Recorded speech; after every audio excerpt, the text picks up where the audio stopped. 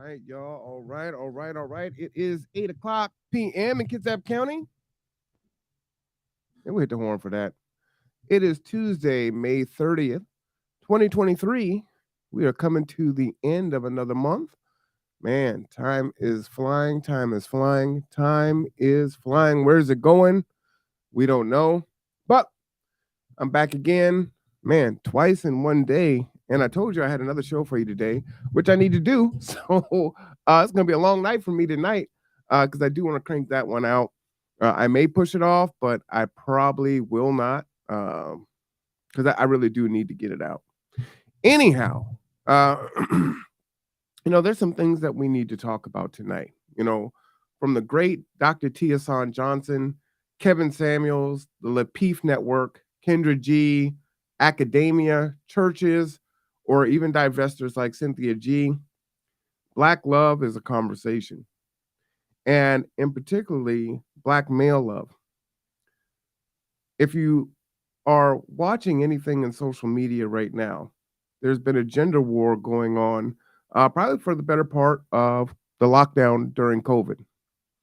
Can be pretty divisive, unfortunately, as there's a lot of emotions, folks, thinking that they have an understanding on how the other side feels and what that's like, how each side is being treated, whether real or imagined or exaggerated, and all of those things are there. And so some shows aim to create dialogue and talk through those things. Unfortunately, many times those shows end up just kind of talking over each other, and you will see misandry and misogyny taking place in those conversations as there's a lot of pain there. In some, you'll have folks that are given prescriptive, um, solutions for people to improve their situation in regards to their love life. And others, you'll see folks saying, "Hey, you know what? Maybe you just need to be save yourself, black man, or save the community, black man, or men going their own way, MGTOW."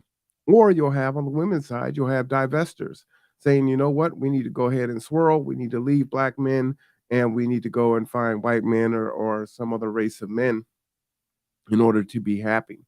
And so you have all of these things happening all at the same time on the internets, if you will. So whether it's YouTube or Twitch or TikTok or Instagram, all of these things are taking places or are taking place. And unfortunately, with that, what you'll see is there's a lot of confusion, as I said, and a lot of pain that is happening in this regard. And that's with adults, folks that have been through marriages, through relationships, that have, counseled friends and family and children through relationships. They're having a hard time. The scary thought is that our children are watching this, our young adults are watching this, and they are adapting those same traits as we are. Matter of fact, it may even be getting worse when you see the behaviors that are taking place, even at graduation, right?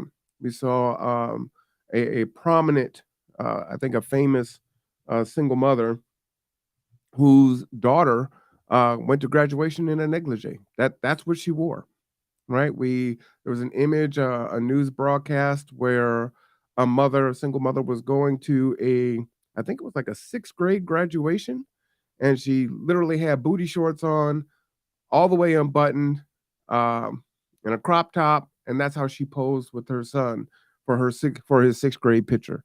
So we're seeing all of this imagery and these things going on. But tonight, what I want to talk about is black men and love.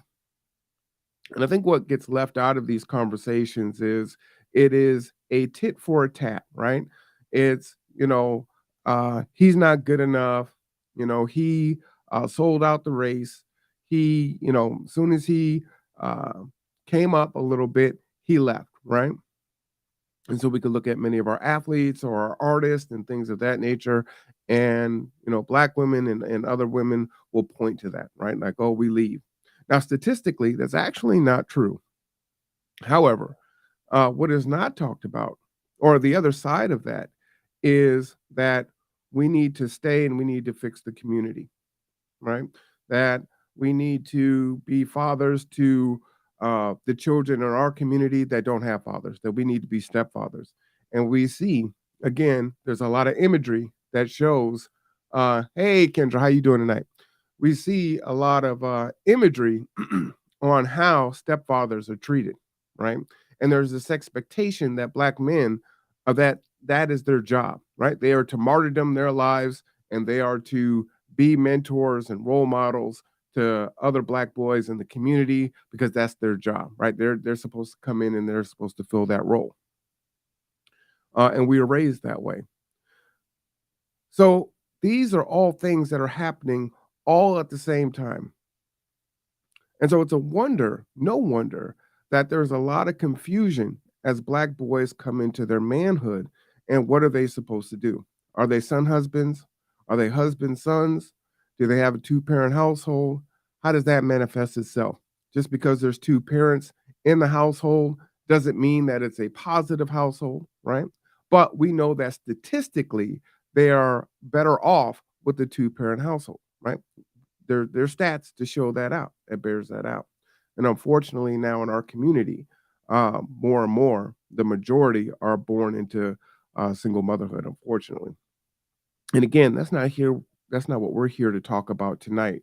So I want to just put all those things to the side, and I'm going to play a video for you.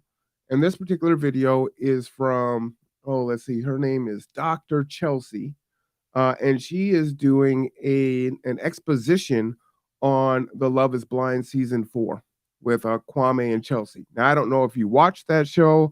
I do not, but I think it's particularly dangerous when we have physicians come on and give their exposition on what they see, especially when it is um, just so negative in its in her results, her outcome. You have watched it. Okay, so what do you think of about it, Kendra? What do you think of Love Is Blind? You know, one of those things too is unfortunately, you can ask the question, does art imitate life or does life imitate art? What comes first? And you know, when we are consumed with programming, we ourselves are being programmed. All 4 seasons. All right. So you might be oh, let me get the horn on that. All 4 seasons. You don't watched it all, so you done seen it all. So we got a resident expert up in here tonight who's watched all 4 seasons of uh of this show, Love Is Blind. I may have seen an episode. I've seen snippets of it from other folks on social media that have reviewed the show, but it's not something that I would sit down and watch. And again, I think it's particularly dangerous when you look at Housewives of New Jersey or Atlanta or all these different things. And we have people that are watching these shows, and that is how they are basing what relationships should look like, right? That's what interactions are. And you see those things play themselves out in real life, right? And so I'm sure that many of us, sadly, can admit that some of these things that we've seen on TV, even though these might be rich and famous people or semi-rich and famous people, we see some of those same ratchet behaviors in our own hometown, in our own families and whatnot. So again, does art imitate life or does life imitate art? And even when those things are scripted, someone is writing a fiction that is probably based in some realism. Kendra says, because how you can't see them, but there's the other side of it. Yeah, absolutely. Absolutely. So let me go ahead and bring on this doctor here. And we're going to go ahead and react to her. Fair use. Go ahead and put that out there. The copyright disclaimer under Section 107 of the Copyright Act of 1976, allowance is made for fair use for a permitted by copyright statute that might otherwise be infringement. Nonprofit education, such as yada, yada, yada. And there we go. So I think we're good to go. Let's go ahead and get into this. Hi everyone, welcome back to another video where we analyze the couples on Love Is Blind season 4. And this time we're going to take a look at Kwame and Chelsea and try to understand what's going on there. So first, the disclaimer, I've seen the finale and the reunion episode, so spoiler alert, and I understand that it's an edit. Okay, so again, spoiler alert, if you have not watched the season finale, of Love is Blind season 4. I wanted to pause it there. Don't get mad at me. There are some spoilers in here. Okay. She also is acknowledging that she understands that this is edited. And so all she can do is react to what is being displayed on the screen, right? From her professional vantage point.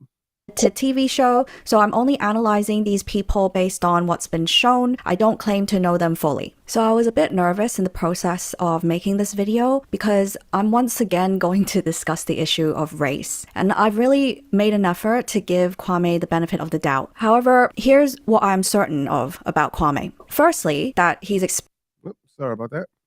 So she says she's going to talk about race. And she wants to give him the benefit of the doubt. And then she uses a but or however, right?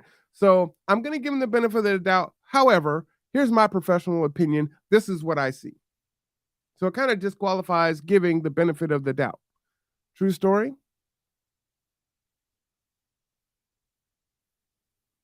You know what? I'm going to slow this down. Everyone complains that I listen to things too fast. It's actually on 1.5. I normally listen to things on double speed, usually.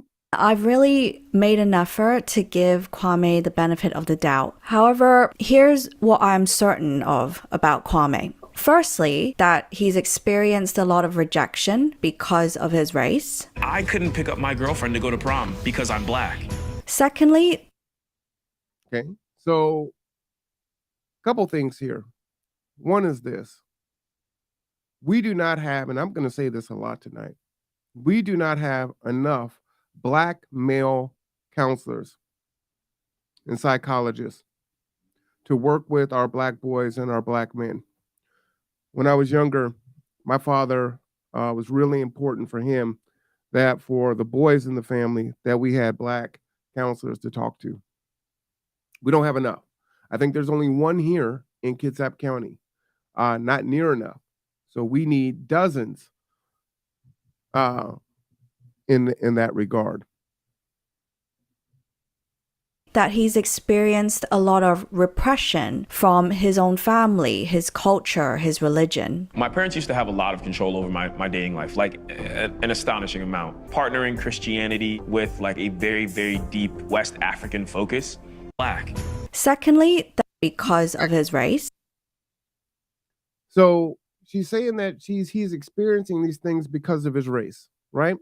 And because of his family. And while that may be true, how many of us also experience issues with our families or with religion or even with our race? So these are the reasons that she is setting up for why she sees this internalized racism that he's experiencing. I couldn't pick up my girlfriend to go to prom because I'm black. Secondly, that he's experienced a lot of repression from his own family, his culture, his religion. My parents used to have a lot of control over my dating life, like an astonishing amount. Partnering Christianity with like a very, very deep West African focus, it made for a lot of strict upbringing, to put it simply. Now, let me pause here.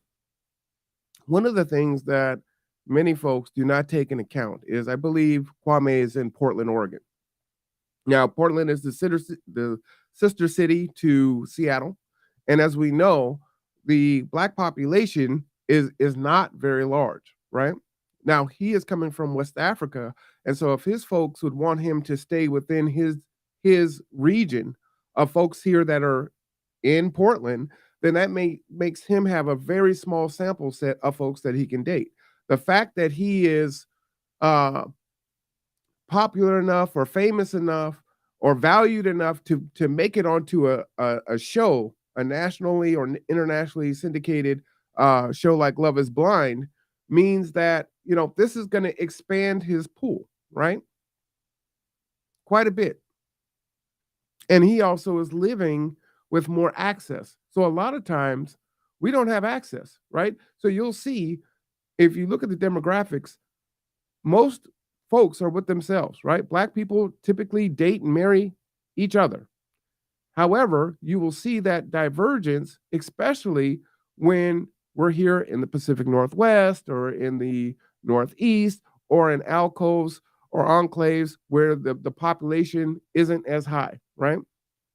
If you're in a school, there's only 8 black people, the likelihood that you're going to date outside of your race increases exponentially. Let's continue. And that his coping mechanism is to be impressive in the sense of achievement and competence. Now, isn't that a coping mechanism that many of us have to endure? Not just black men? Kendra says, yes, I have lived there. Yeah, absolutely. But isn't that a coping mechanism? We say many times in the black community, we have to be twice as good, right?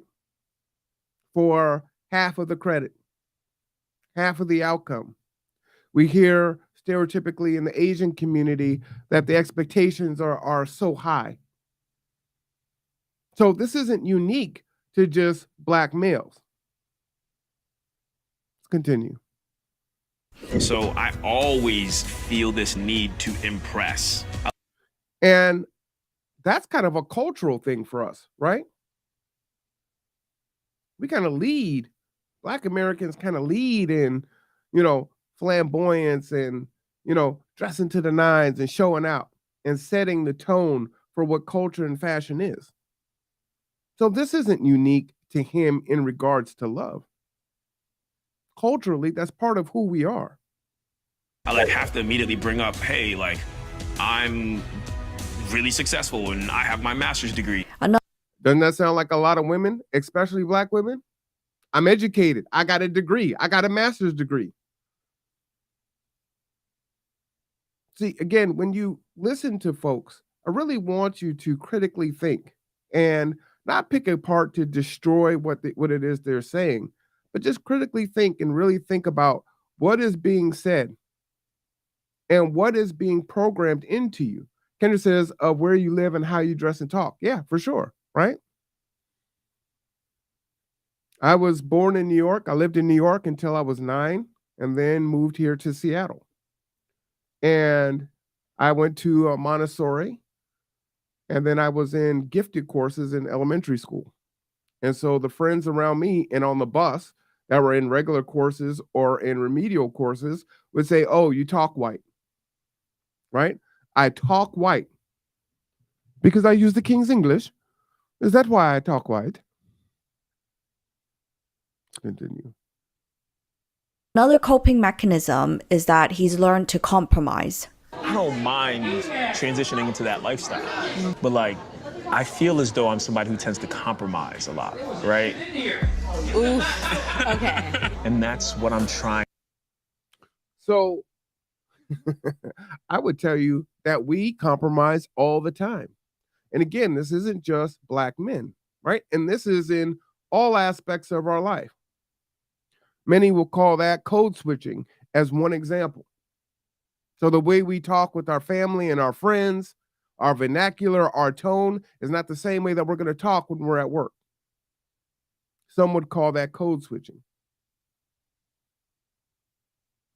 Now, you can make some arguments about that, but I'm just going to let that stand for now, because that's a whole nother conversation.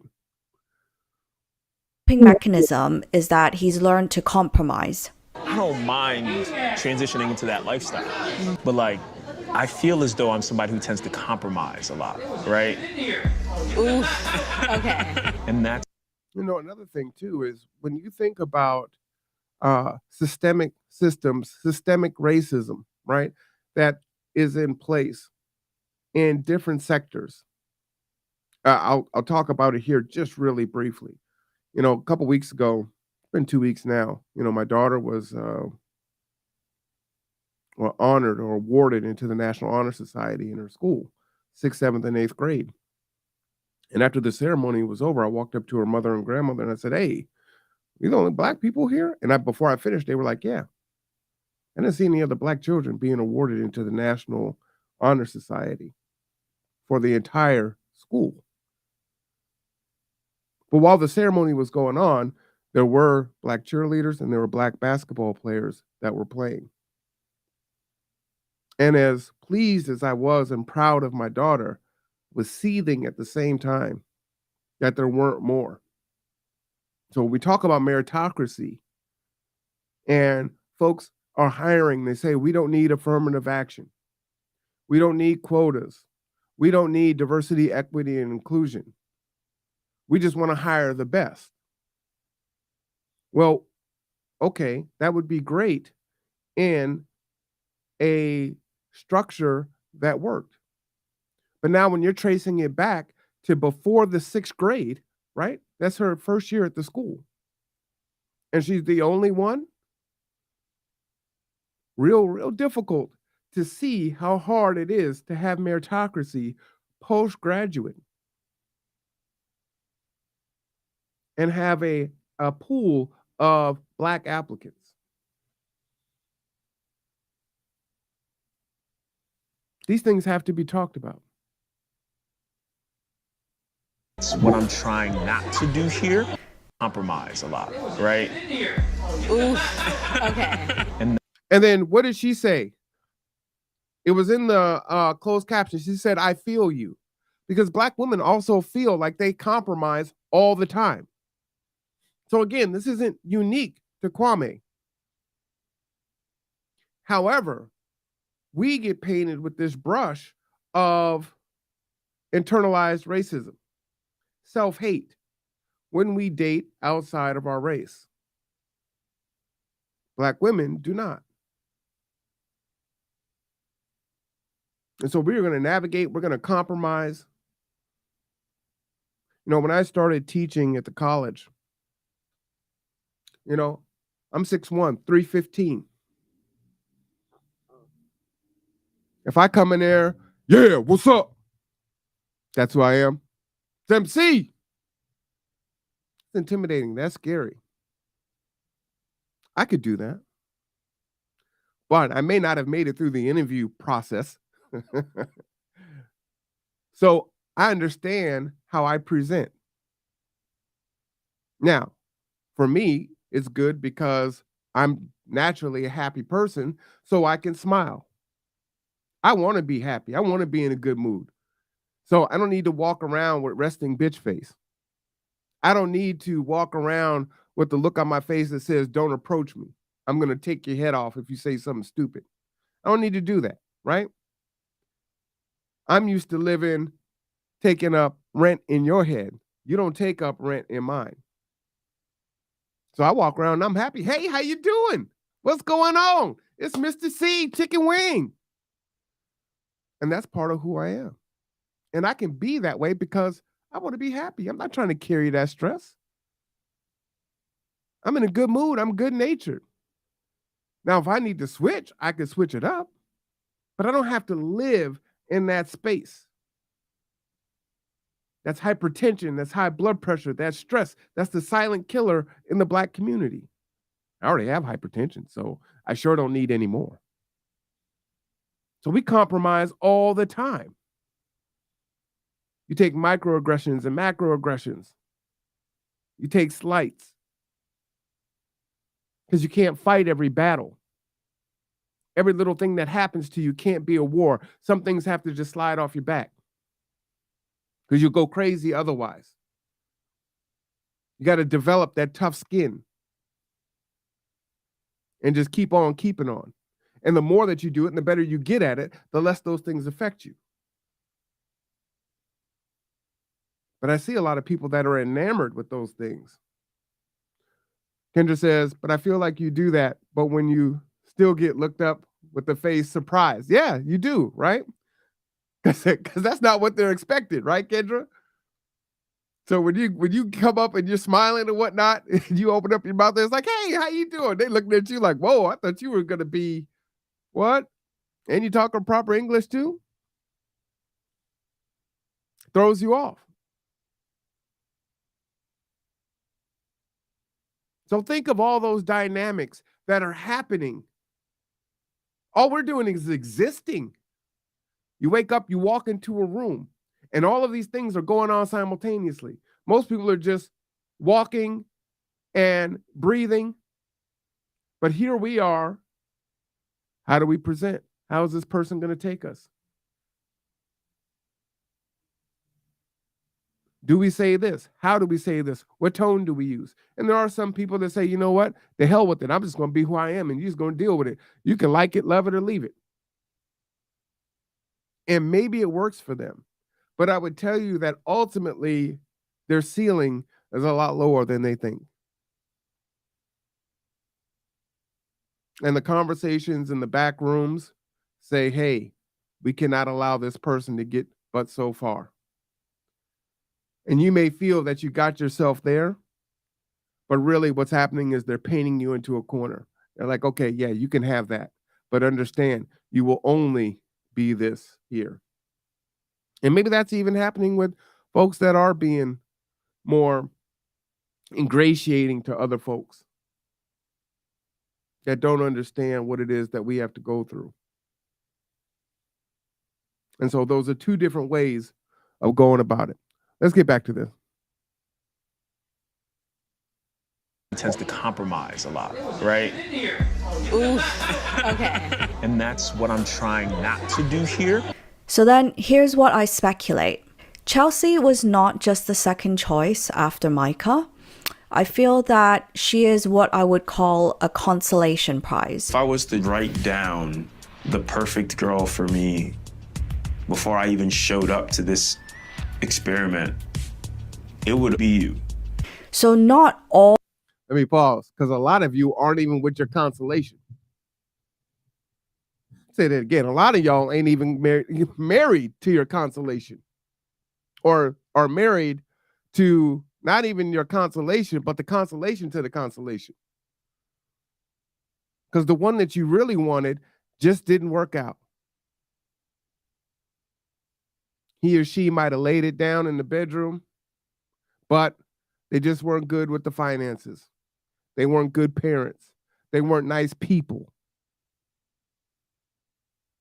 What they were doing wasn't legit. So you had to settle and go with the consolation of someone that didn't really turn you on as much, didn't get you all hot and bothered, didn't know how you liked it. But you know what? They went to work every day.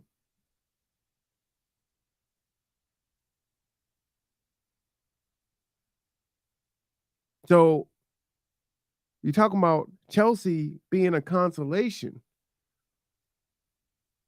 You know, even in my marriage, I didn't see her as the perfect woman, right? Even in, in the beginning, in the height, the honeymoon, I want to marry you. I'm going to propose to you, right? I want you to be my wife. We're going to join together under God till death do us part, in sickness and in health. Even in the best of times at the beginning, I did not think that, wow, this is the perfect woman. I don't think there's any such thing. Kendra says, you thought they did from the beginning, but it depends on the situation. Right, you do think that in the beginning, right? Because all those endorphins are releasing, and you're like, oh man, this is the perfect person. But after you've gone through being in love and falling out of love and going through relationships, you tend to be a little bit more wary. I care about this person. I might love this person, but at the same time, I mean, this ain't the perfect person. And I can't tell you how many women I've talked to, especially ex-exes, that have shared with me, hey, you know what? This one wasn't that one. It is what it is. Seen that too many times? Yeah, for sure. Right? And so I've had a lot of folks come back around after a very long time. I'd say probably 4 or 5 in the last 3 years. And some, we've rekindled something, and others we haven't. But it's kind of like chasing the dragon. It's the consolation. Right? Because the one that you originally had, you thought was the best, you wanted it to be that way. And it is both ways for both men and women. Yes, absolutely true. 100%. 1000%. experiment, it would be you. So not all second choices are consolation prizes. A consolation prize means it's better than nothing. You've chosen them out of desperation, desperate to not be alone, desperate to make yourself feel better. You're not really choosing them for them. And it seems that Kwame... Damn, why does it have to be desperation? Why can't it be resetting your expectations? Now, women tend to have a longer list than men, but we have this list. I want them to be this tall. I definitely want them to be able to slang it. I need them to make more money than me or the same amount of money. He needs to be good with kids. Needs to be love my kids, help me with my kids. Right? You got this big, long list. Be good to his parents. Good credit. This long list. Like I said, men's list isn't near that long. Not near that long. It's like, wow, how negative is that? What I think it is recalibrating expectations. One, you may not be able to get that. And it's likely you never had that, right? Because if you had it, why didn't you keep it? But that's neither here nor there.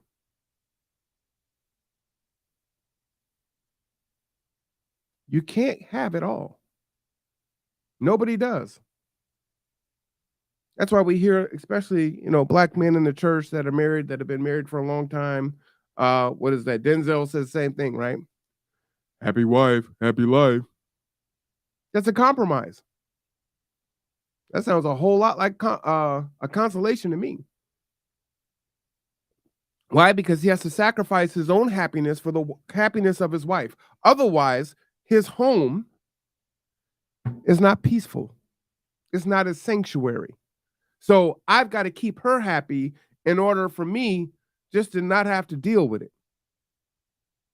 That's unfortunate, right? Went for Chelsea mainly for her validation of him. The one thing that just keeps popping up about her. Is it that she validates you more than I do? And reciprocates feelings more vocally? Yes. Point blank period. And for her obsession with him. Chelsea? Chelsea! Wow. I know! Like, bro, I've never met this girl. And I've never had somebody so fucking into me. It is wild. Okay. Here's another thing that black men deal with a lot. We are told that white women, Hispanics, Asians, they only fetishize us. For those of you that watch The Prawn, you watch your BBC. If you know, you know. That we're fetishized for our tallness, our strength, our athleticism, our sexual prowess, our skin.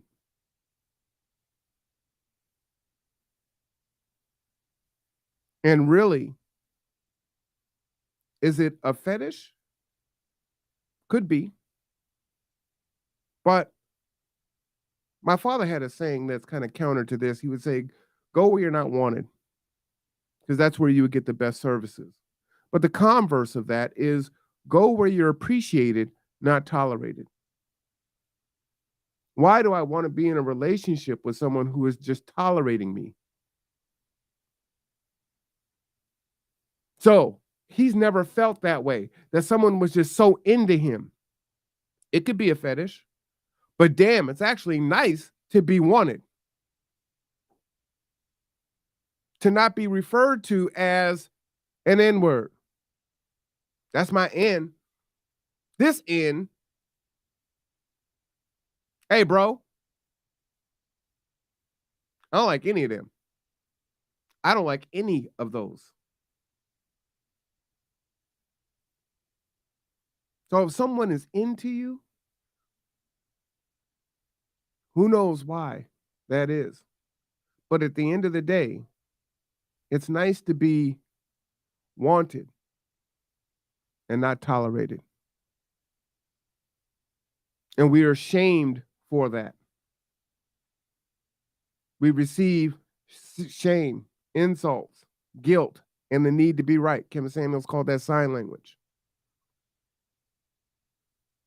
Oh, it's just a fetish. She don't really want you.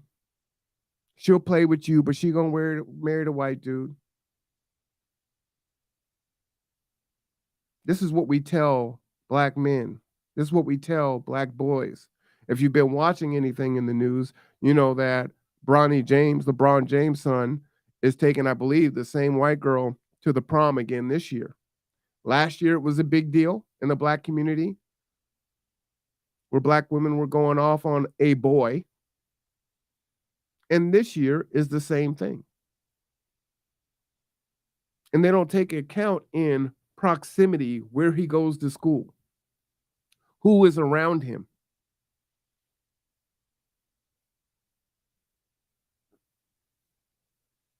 But he is supposed to somehow go outside of his circle as far as he can to find another black girl.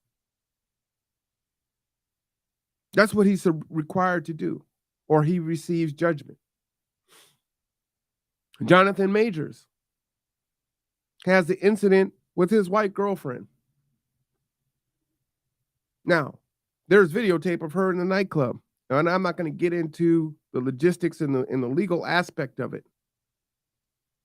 But what we say to black men is, well, you got your N-word wake-up call. See? It's very much a crabs in a barrel mentality. You should have never left. That's what you get. And that's how we're treated. And it's unfortunate. Go where you're celebrated, not tolerated. Go where you're appreciated, not tolerated. A good contrast. Met this girl. I've never had somebody so fucking into me. It is wild. A good contrast would be Bliss and Zach. Bliss might be the second choice chronologically, but she is definitely not a consolation prize. So here she's contradicted herself, right? So it's the second choice, hence consolation.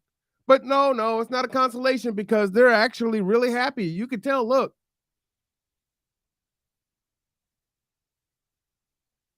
If it's not my first choice, it is a consolation.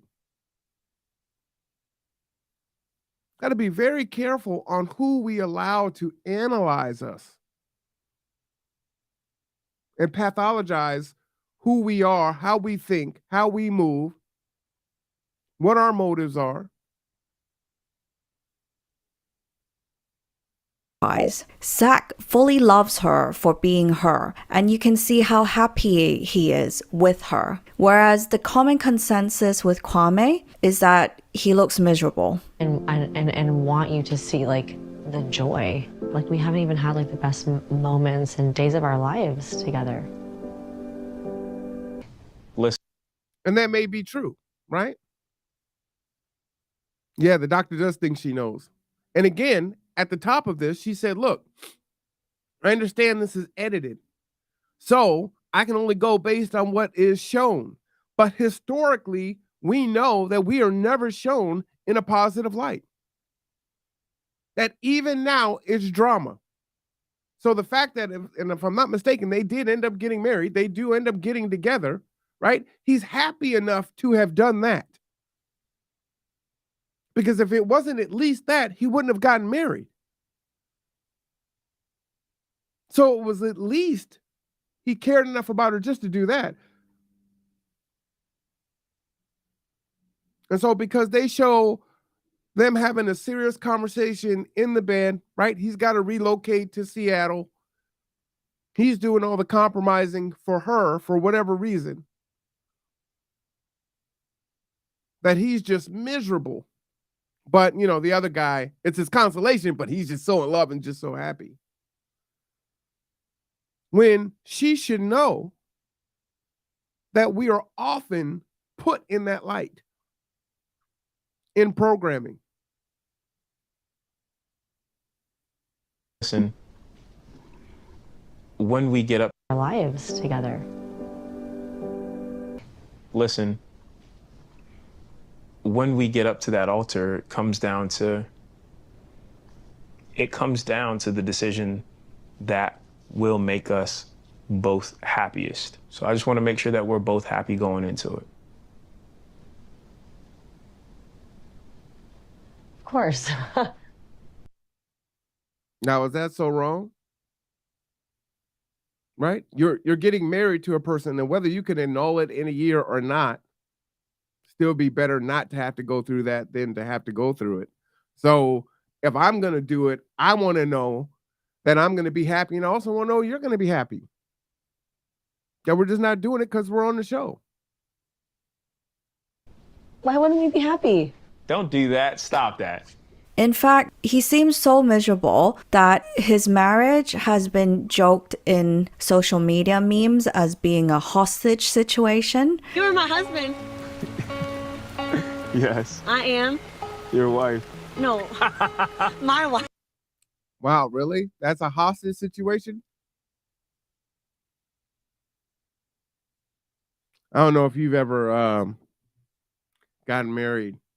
You know, when I got married, it was here in Bremerton in Jackson Park. It was like 80 something degrees, pouring down, sweating, right? It was crazy. It was super hot. It was miserable. The air conditioning in the church wasn't working, so it was crazy hot. We're still trying to make sure that everything is going well, right? It's a long day. You're exhausted. So they have their little ceremony. They're also recording it, right? They're filming it. It may be airing live.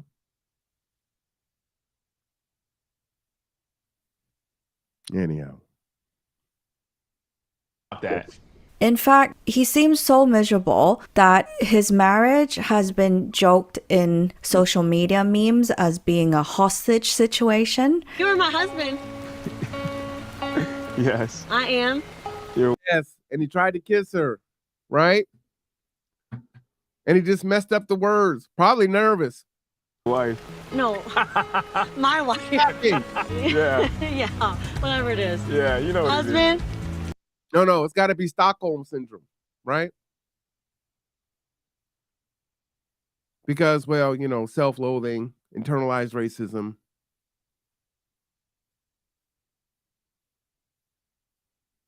Wife. Yeah, that. And in a way, he is a Yeah, you know what it is. Husband. Wife. Yeah, that. And in a way, he is a hostage, but a very willing one, because he's learned to cope with his situation by falling in love with his captor. The captor being colonialism and white supremacy. Basically, Wow. So now she's pulled out colonialism and white supremacy. Now, what's laughable about this piece here is that this is her pathology, right? But at the same time, is she not coming up with her analysis based on Eurocentric or colonized psychological education?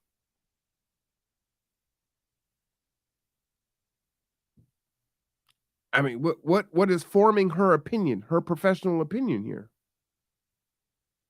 So is that what it is?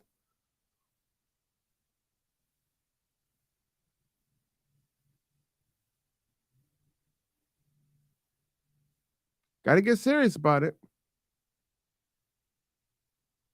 Stockholm syndrome. So how did I make that jump? It's definitely not just Yeah, it's a jump. because he's black, she's white, so that's the easiest conclusion. I said before that Chelsea is a consolation prize. And as the show went on, we just watched Kwame having to compromise himself more and more and give into Chelsea's agenda. Like, do you want to settle down? Yeah, why wouldn't I? Now, a lot of people look at that and say, well, you know, he's compromising here. He's on a show that's called Love is Blind, where the end goal is to get married if you find love. then you're ready to settle down. Why are you asking me a stupid ass question? Couldn't it be that? When I'm in a teaching setting, I say there are no stupid questions. When I'm not in the classroom, not so much. Let's continue. If you're not infatuated with someone, move into Chelsea's agenda. Like, do you want to settle down? Yeah. Why wouldn't I? If you're not infatuated with someone, madly in love, which I think a majority of the audience has felt he's not, then why else would you make such sacrifices? First off, again, Kevin Samuels was really smart in this, I believe. And he talked about women as they age, that you're going to have to make a deal, right? There are a lot of women out here that are alone, that are struggling, and that independent woman, I could do bad by myself, ain't working out. And there's countless scores, hundreds of women, either on social media, folks that I talk to in person, and I'm tired of being strong and independent.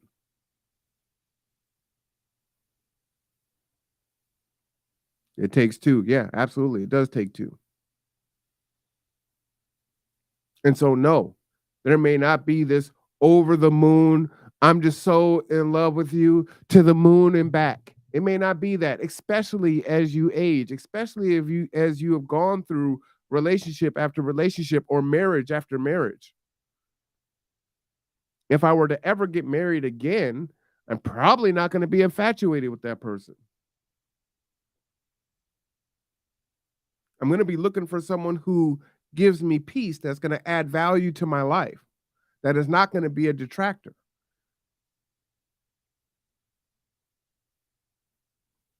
And I don't think I'm getting married again. I'll tell you that. But as Kevin Samuels would say to women as they age, buy a dog, die alone, plenty of black men have been doing that since the beginning, right? The most homeless, black men. So we've already been doing that. And we know that there's a history in the family that even when a black man has a family, he's very rarely thanked. All the things goes to mom. That when he passes away is Big Mama's house. So all of these things come into play. And so I don't know how old Kwame is. Chelsea definitely looks a lot older than he is. And I would say she's probably compromising too. If you're on this show, period, it's already a compromise, right? Because you couldn't find love in a natural way. You had to come on to a game show in order to do that. Kendra says, see, with my mom and dad, it was both. And they were married pretty much, well, how long? Kendra, forever, right?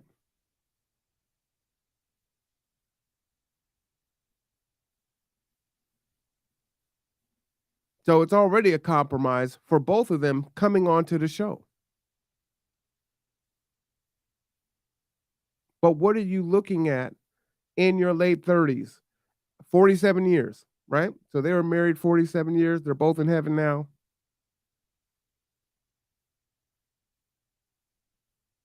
And that is a rarity. That is the exception, not the rule.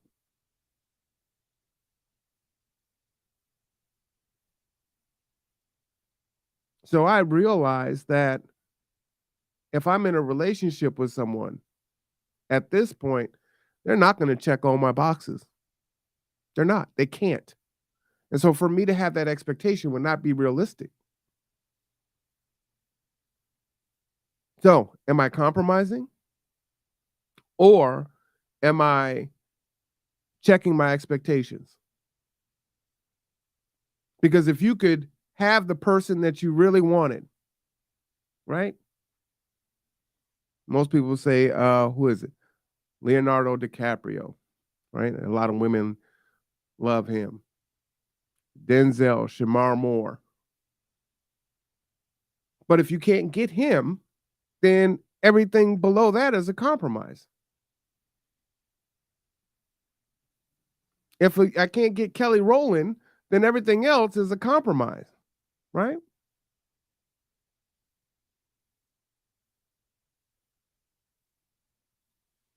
Well, I think that you should be picky, but what are you being picky about? Are you being picky about things that matter? Are you being picky about things that don't matter? He might not be the sharpest pair of shoes in the shoe store. But if he gets you to A and B, if he's going to come home every day, if he's going to help keep a roof over the head, if he's going to help give you some peace,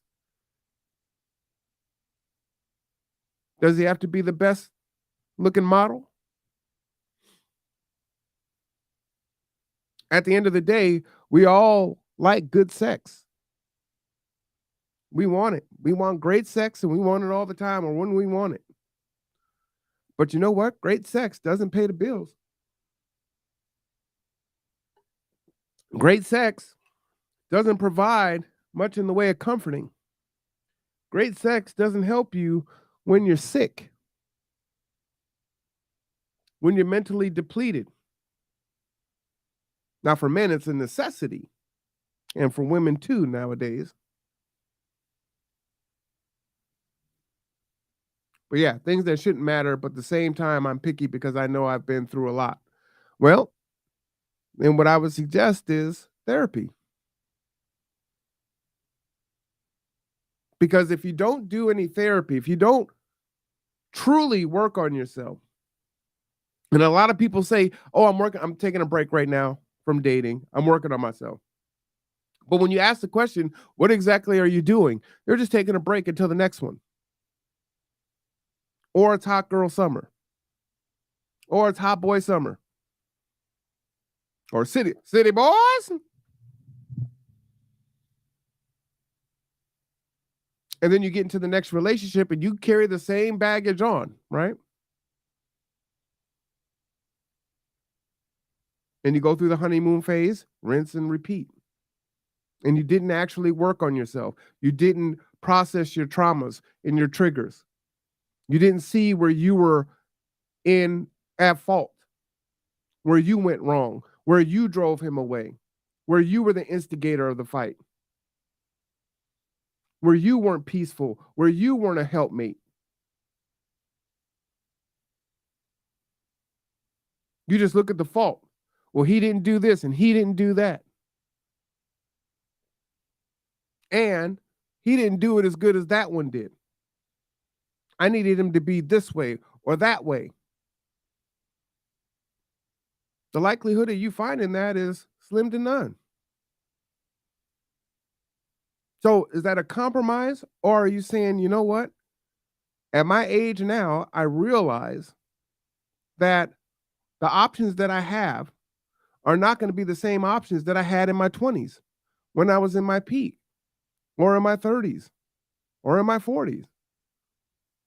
So what is it that I need, and what is it that I have to give? There's a big conversation that's been going on social media. It talks about, men need to talk about what they bring to the table, and now it's being flipped, right? And it's, well, what do women bring to the table? Well, I am the table. I don't have to bring nothing. And men aren't accepting that anymore. It's not good enough for you to bring sex, to bring looks, especially in this age. I don't think that women realize that there are certain parts of feminism that have really destroyed relationships. OnlyFans, you can sell your body legally online. For the most part, you can sell your body legally on the street.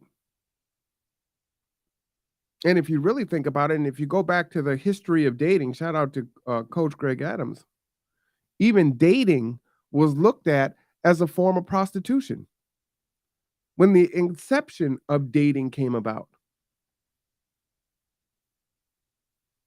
So think about the relationship. I need a man who's going to pay my telephone bill. Mm, mm, mm, mm, mm, mm, mm, mm, mm, mm. Boom, boom, boom, boom, boom. Shout out to Coach Greg. So it's an exchange. You need to take me out on a date. I don't want coffee. I want dinner. You need to entertain me. Well, that costs money. And then even after that, the expectation is hopefully sex, right? But that's not guaranteed. There's a saying that says women control sex, men control relationships. But if everyone is just giving sex up and everyone is just selling sex and it's so accessible, if you sell a bit, I'll buy a bit. Then what do you offer besides sex?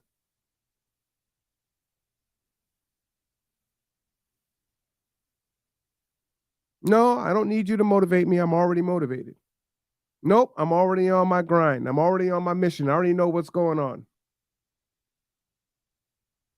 So many folks come into my orbit and they're like, well, Marwan, you're like a machine. You're like a robot.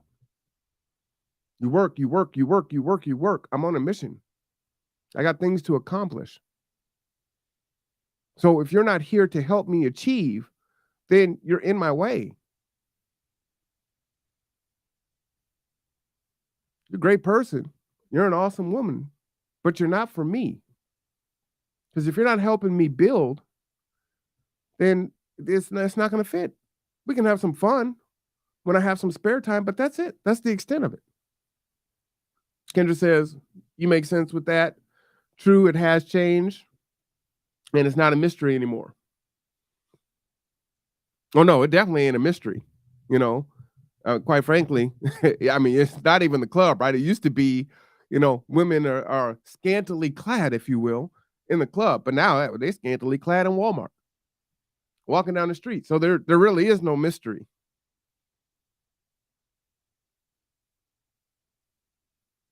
So, is it a compromise?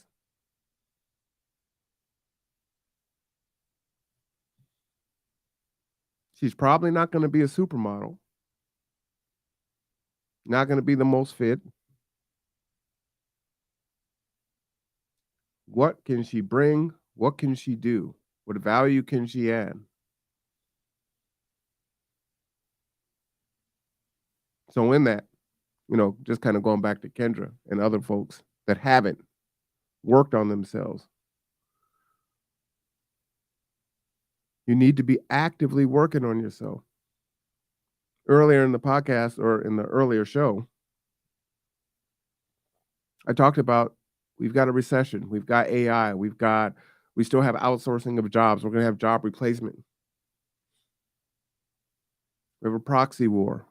We have housing prices. We have used car sales increasing. We have all of these factors, and it is tremendously difficult for a person to make it on a single income. And as we age, especially for men, because this is really about men, we can't afford to get married 2 and 3 times. We can't afford to go through a great divorce. I am recovered from my divorce financially. So I can't afford to get married again and then go through another divorce 5 or 6 years down the road. I don't have enough years to rebuild.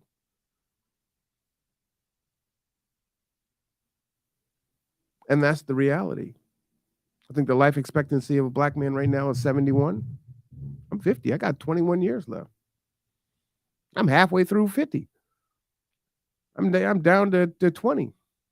I'm in my last quarter. We're in the end game now. So I don't have time for that.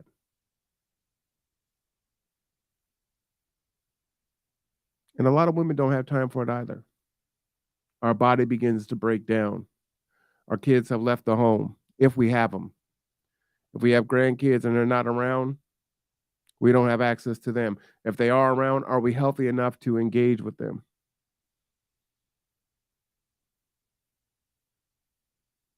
Can you afford it?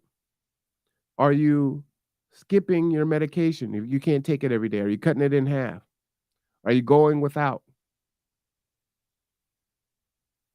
What does your life look like 5 years from now? 10 years from now? Are you lonely now? Are you sad now? Are you depressed now? Do you want someone in your life now? How do you get that person in your life? If you met that person today, what would you be able to say to them and articulate what you would do, how you would present in their life?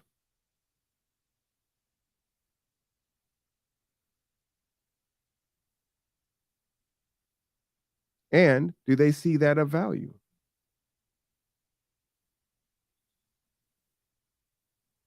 As a man, I'm a problem solver. I think logically, but I'm also emotional too. Because that would be cap if you say that men aren't emotional. Sometimes men are way more emotional than women are.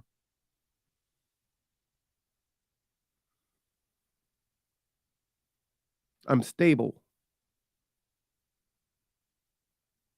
When folks look me up, one of the reasons they can find me outside of Facebook is I've had the same phone number for 30 years. I've had the same post office box for 20 years. I'm stable.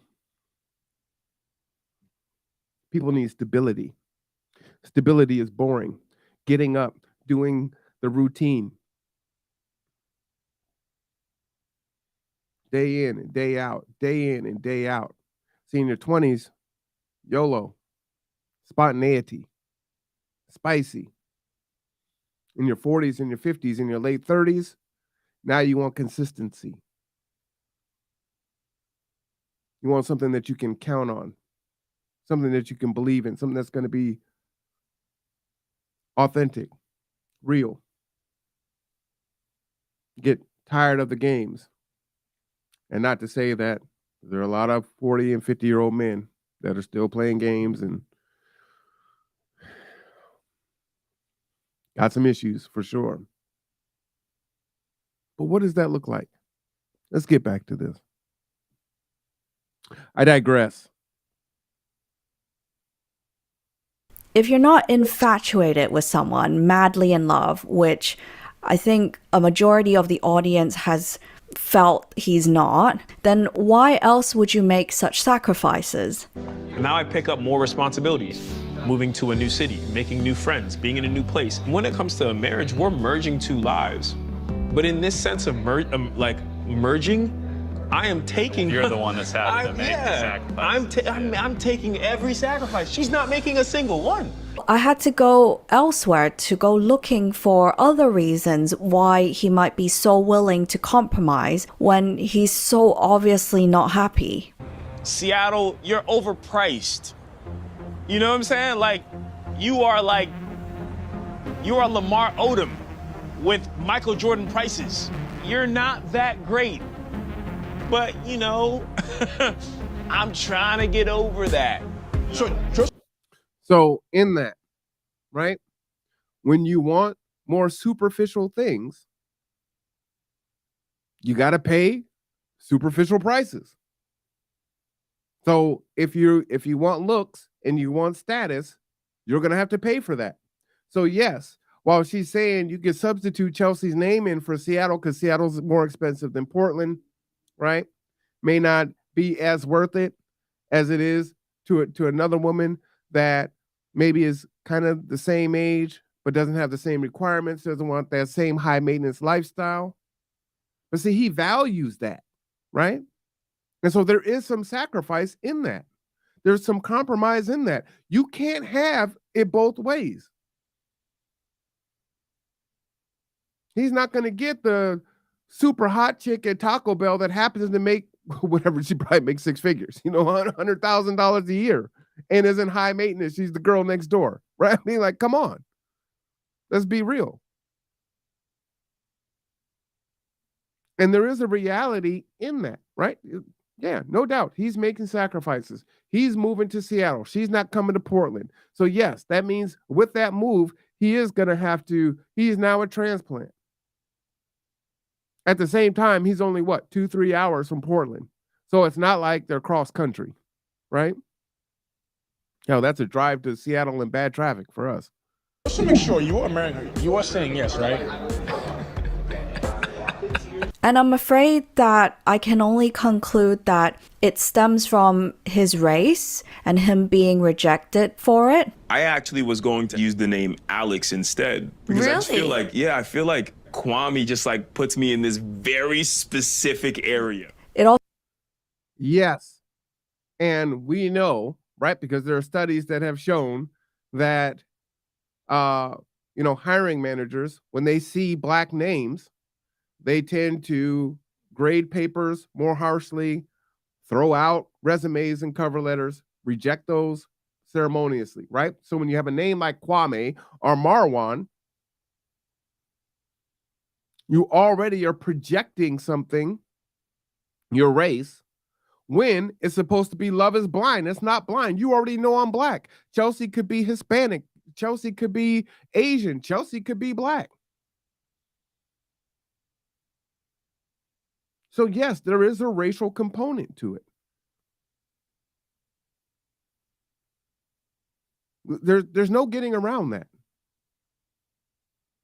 But if you're looking for love and you couldn't find it, and so you needed to go on to a game show to try to find it, race is probably going to be one of many factors. also stems from his attempt at trying to escape his family, their strict religion, and their culture. And that's obvious, right? He's not in Western Africa. He's in Portland. So he was looking for upward mobility, right? He didn't come get the education and then go back to Africa. He intends to stay here. He is assimilated to American culture. Right? That was a problem for him. He didn't like the strictness of Christianity and the cultural mores and norms of Western Africa, whatever country he came from. So yes, I'm trying to escape that. I don't want that life. This shouldn't be a problem. Has repressed him for so long. She said that as a mother, as someone who would expect more from me. I didn't do the right thing. She doesn't think that I used my head in this situation. And no mother should, right? Boy, you went on to a game show to try to find love. And love that's blind on top of it. So you just gonna play Russian roulette with your heart, huh? Yeah, no mom should sign up for that. She can't really say that she's happy for me. If you're internally starting from such a low place, then... And that's not just him, right? There are many in the Hispanic culture, especially in the Asian culture and the Indian culture. They're like, you can't bring a Black man home. So she's not proud of him. But in those cultures, they will ostracize and cut the daughter out. And of course you'll compromise because you don't think that there's anything better out there for you. It's like he's thinking, I need to be with a successful white woman to balance out all the rejection and pain that I've suffered. She's very... That sounds like a leap to me. I don't think she needs to be a successful white woman. But he is Americanized.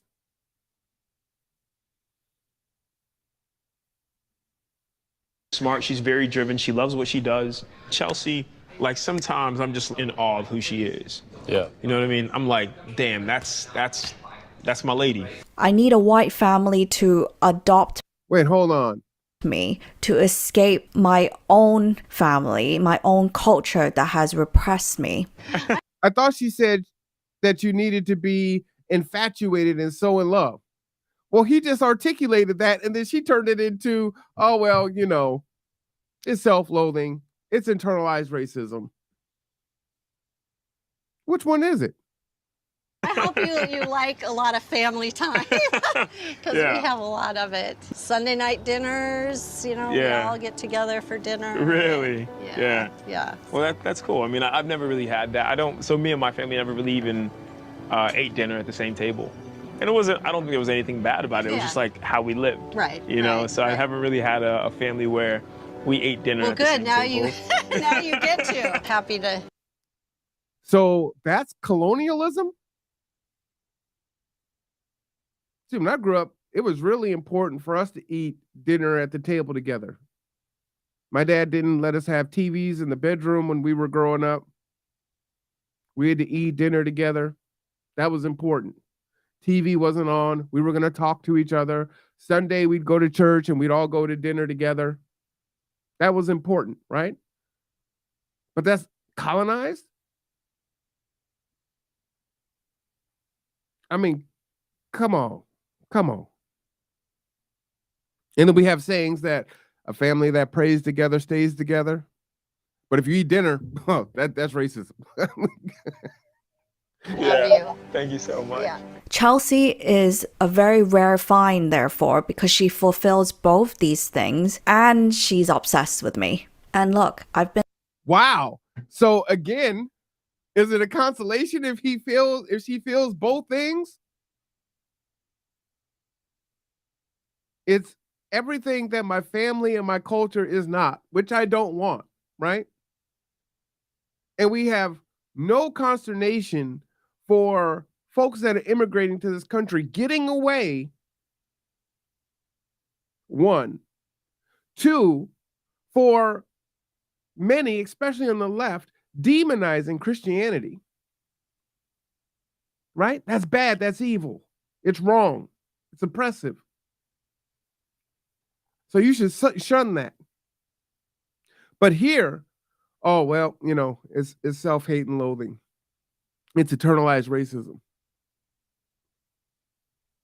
Oh, and she is just like super into me, which who doesn't want that? And then he just articulated how he was so into her and how lucky he was. Sounded like her ideal conditions, right? Been an immigrant child. I've grown up being a minority race. So I do have a lot of compassion and understanding that experience, that upbringing can have an impact on how you see yourself and therefore impact your choices. And before anyone draws any comparisons, I want to state that Kwame is not Shake from season 2. The root of the problem might be the same, but Shake dumps on everyone else, whereas Kwame does not. He actually compromises himself. And I also understand. Wow. So, since Shake is the one that's an asshole to everyone, it's a different situation. Kwame, he's just the victim. He just, poor little black boy. He doesn't know any better. He just hates himself. Understand why watching people like Kwame is triggering for so many, because his self-rejection reminds us of our own trauma. If we then look at their cognitive functions, that's projection. There are more reasons for their attraction aside from race. So they are the so-called aspirations of each other, meaning that they have the exact same functions, but in reverse order. So I want to play this just because I think this is, I'm not versed in this, so I'm going to let her speak on this, but I do want to speak to it on the other side of it. Or lower functions should be called our subconscious functions. They are termed lower in the sense that they're closer to our unconscious, to our core. And these are functions that are important to us, that we aspire to be good at. And so we tend to look up to other people that have these functions as their dominant, because these people embody these functions with ease at a conscious level. Kwame's attraction towards Chelsea is mainly due to TE, extroverted thinking. So TE is a function that concludes and categorizes, and therefore it's related to priorities and rankings. TE wants to be respected in society for their achievement and competence. Okay. And she stated that earlier, right? That's important to him. He leads with his degree. He even said that. This is what Kwame aspires to and what Chelsea does effortlessly. The fourth function in our stack is called, and there are racial reasons for that in this country, right? Again, the saying, we have to be twice as good for half the credit, all that good stuff, right? And as an immigrant coming here, there's some other things that are laid on top of that. As a foundational Black American, there's some other things that are laid on top of that, right? But even beside that, even for white folks, what are you? What do you have? That's how we are defined. What are our achievements? the inferior function. And we have a tricky relationship with this function because it's very important to us, yet we also feel reluctant to use it because it takes a lot of energy out of us. And TE is also about standards and boundaries. And in Kwame's case, it means that he is going to be reluctant to express his own needs and his boundaries versus Chelsea, who would be very confident in doing this. Hence why he is always the one compromising. I really love Portland. I really do. I know I'm okay to move, you know, but I feel like this is home. It's a very cool place, babe. Yeah. I like it a lot. Does it make you think, I might move to Portland? No, it doesn't. Nah, Seattle's better than Portland. Sorry, y'all. Aside from what? Voodoo donuts and some food trucks. Sorry, Portland. Y'all ain't got nothing on Seattle. Yeah. You know? Mm-hmm. I definitely think we're gonna settle in Seattle, regardless of all the factors. In addition to this, Chelsea also guilt trips him emotionally into commitment, meaning there's no space for Kwame to express his very valid feelings and concerns. All right, misogynist alert. All women guilt trip, man. I mean, that's just what it is. Okay. All right. So you can check out her YouTube channel. Is Cherie Types. The link is in the description there. But I thought this was really important to go over so that we can have some context on these things. And people are watching us and making judgments on us, right? And we are making judgments on ourselves. And it's unfortunate that, yeah, I do think it's interesting. You know, it's unfortunate that Black men are demonized for their preferences and for their choices. And they should be if they're doing that at the expense of Black women, right? If they're saying, well, you know, I prefer Hispanics or Asians or white women because Black women are just this, and that, and the other, right? Yeah, that's a problem. But if that's your preference, then, hey, it is what it is, right? And we don't do that the other way. You know, on another show, shout out to the Solutionary. You know, I was sharing with the ladies and the gentlemen that was on the show that Maya Angelou was married to a white man. Tina Turner was married to a white man. Serena Williams is married to a white man. The new justice of the Supreme Court is married to a white man. Kamala Harris married to a white man, right? All these powerful Black women are married to white men. And they're celebrated. They're not demonized for that. But Black men are. And often by the Black mothers that raised them. Go where you're appreciated, not where you're tolerated.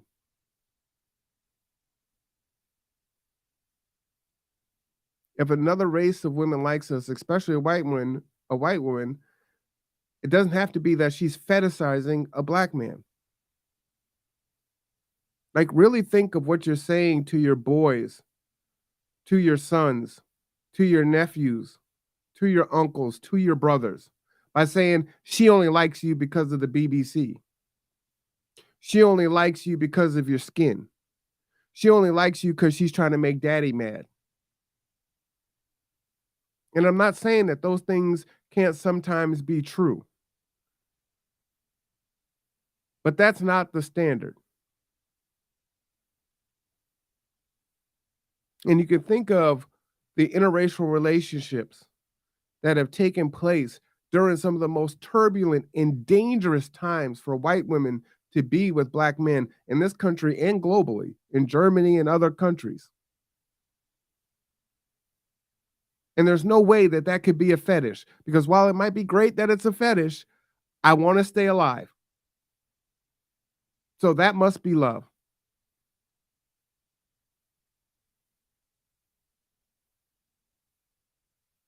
We need more black male counselors who understand black men.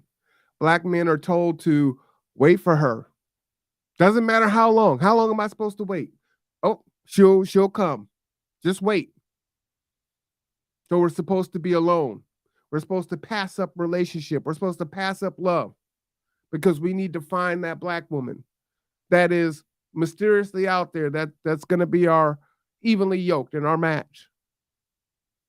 Black men are told to martyrdom for their community and be a stepfather, either to the people they're in a relationship with or just to community children,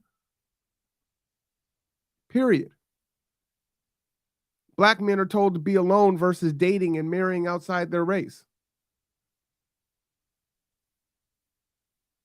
Black men are vilified. I talked about Bronny James, which is a great example. And this is a lot more to do with dating in his proximity in class versus accessibility.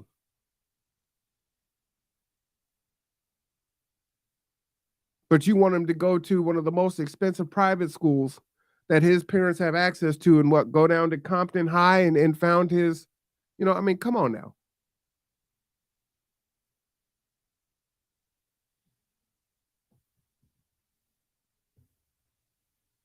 Lastly, black men are demonized for selecting, and I'm going to say the word because this word was said last weekend, and the word is wiggers, and it's a pejorative word about white women who culturally present as black.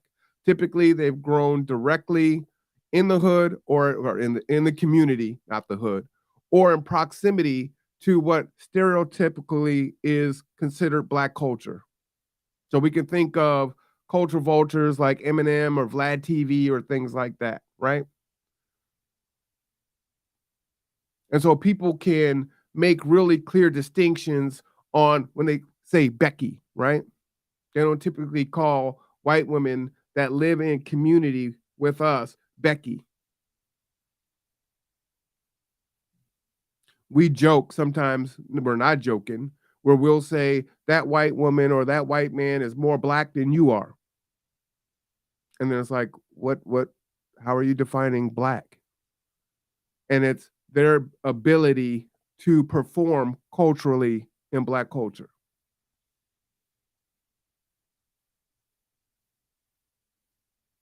So I have a message to black men. And for you mothers out there that have sons, please share this information with them.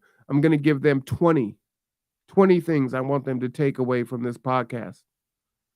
Love who you like, number 1. Number 2, don't worry about what other people think. Number 3, understand that there are benefits and detractors for dating outside your race. There absolutely is.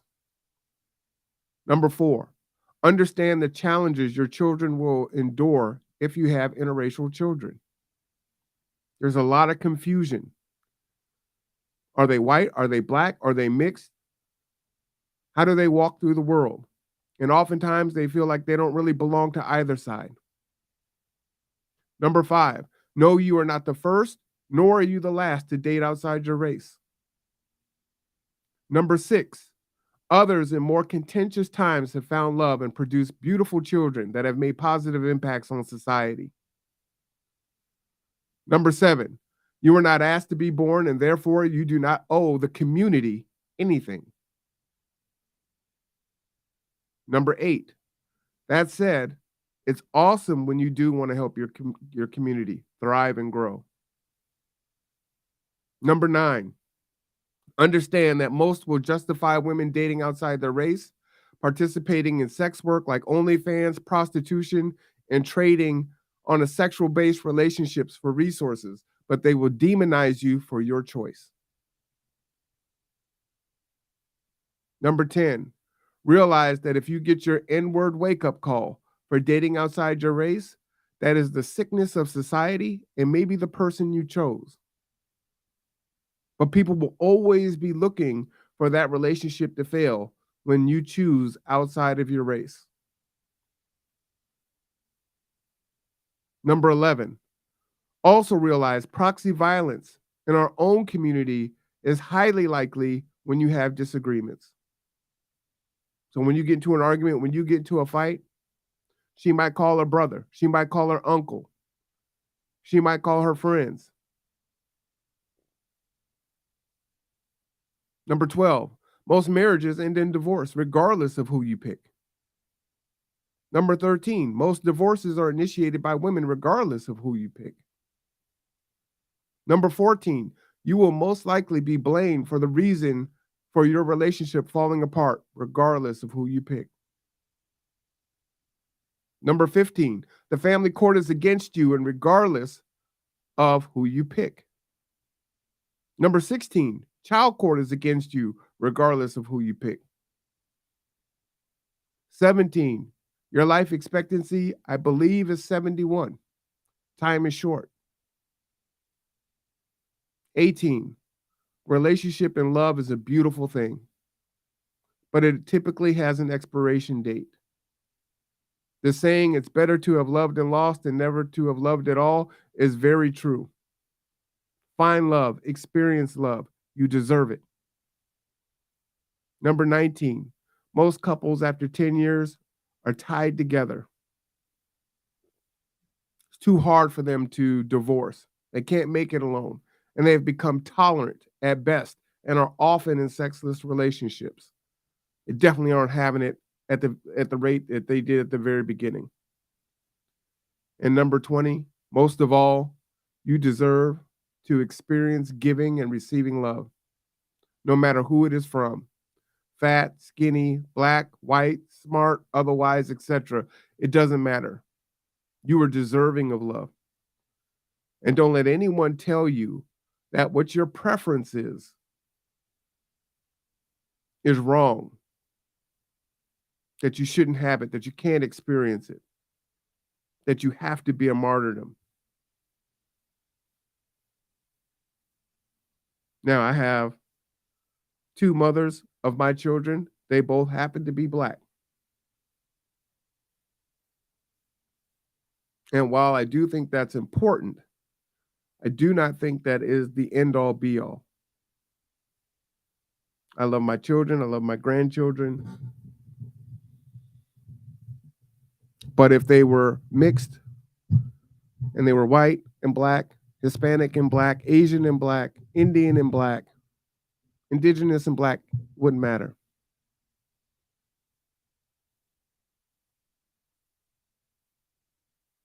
Love your children. Love your children's choices. If it's based on merit, not skin color. This is a message definitely to black men and boys. But I want black women to hear this. It's the only way that things are going to change. I'm Marwan Cameron. This is the